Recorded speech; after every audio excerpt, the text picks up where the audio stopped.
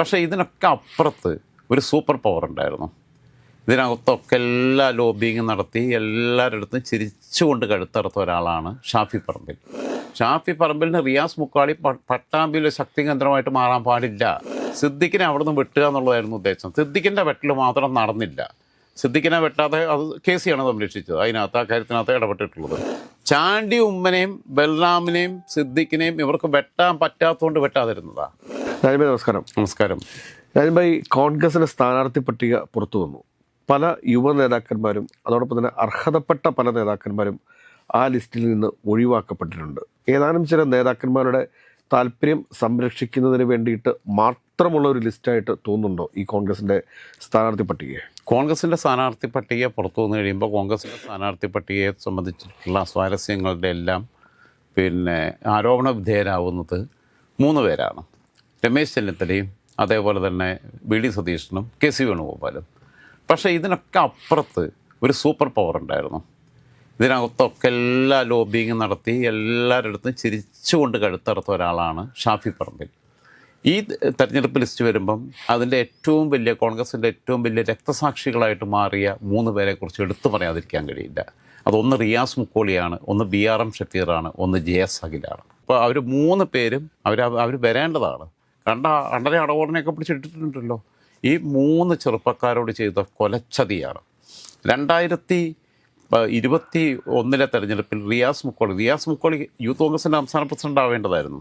അപ്പോൾ സമരം മുഖത്ത് റിയാസ് മുക്കോളിയെ പോലെ സമീപകാലത്ത് യൂത്ത് കോൺഗ്രസിൻ്റെയോ KSUവിൻ്റെയോ സമരം മുഖത്ത് ഇത്രയധികം മർദ്ദനങ്ങളേറ്റ ഇത്രയും അഗ്രസീവായിട്ട് എൻ്റെ മുമ്പിൽ നിന്ന് നയിച്ച വേറൊരു ചെറുപ്പക്കാരനില്ല എന്ന് തന്നെ ഞാൻ പറയും.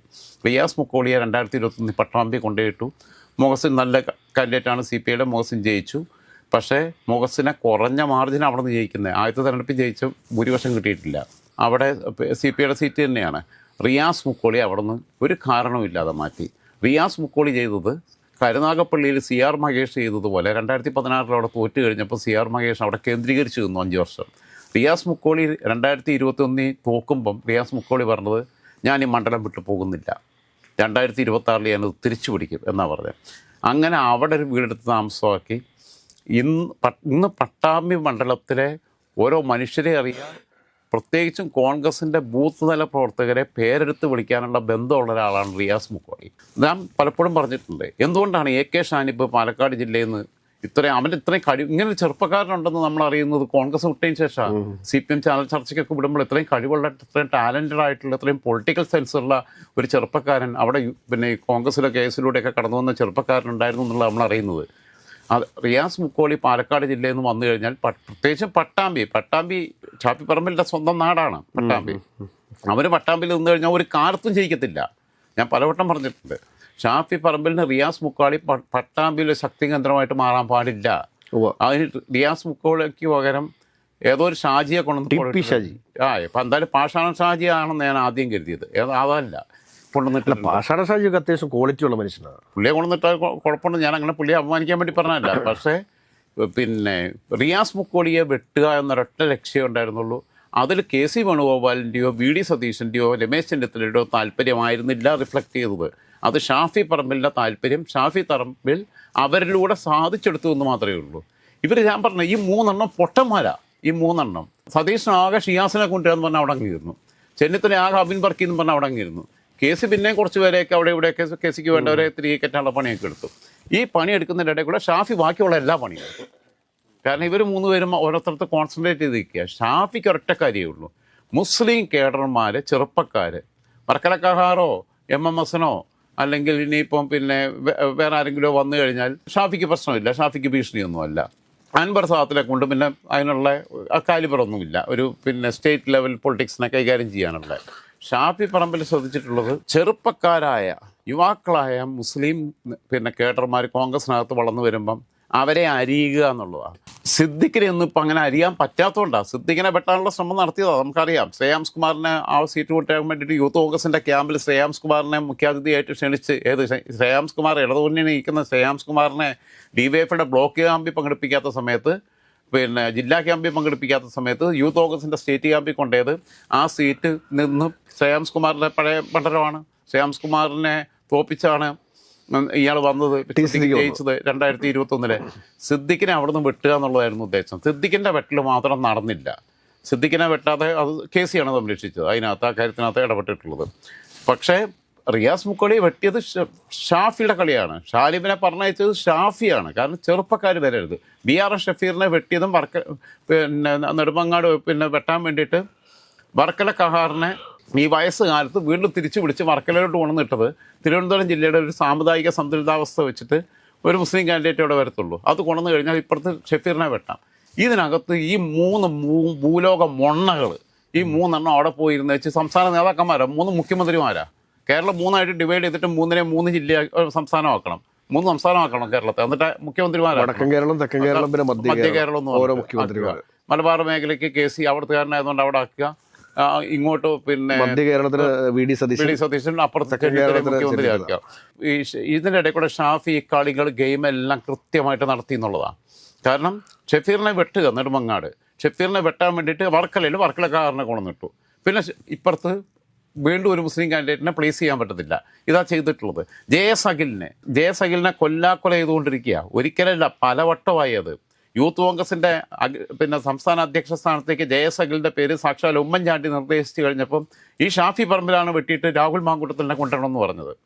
അതേപോലെ തന്നെ 2021 ജയസഖിൽ ഇവിടെ കഴക്കൂട്ടത്ത് സ്ഥാനാർത്ഥിയാവുമെന്ന് എഴുതിയതാണ്. കഴിഞ്ഞ 5 വർഷമായിട്ട് ആ മണ്ഡലത്തിൽ ജയസഖിൽ സജീവമായിരുന്നു. മാത്രമല്ല, നിലവിലുള്ള അവിടുത്തെ സിറ്റിംഗ് MLA കടകംപള്ളി സുരേന്ദ്രൻ പറഞ്ഞതെന്ന് അറിയോ, ഇവനെ കൊണ്ടെടുത്ത് ശല്യമായല്ലോ, എവിടെ പോയാലും ഇവനുണ്ടല്ലോ എന്ന്. കാരണം ഏത് മരണ വീട്ടിൽ പോയാലും കല്യാണം വീട്ടിൽ പോയാലും കടകംപള്ളി ചെല്ലുമ്പോൾ അഖിലും ഉണ്ട് അവിടെ.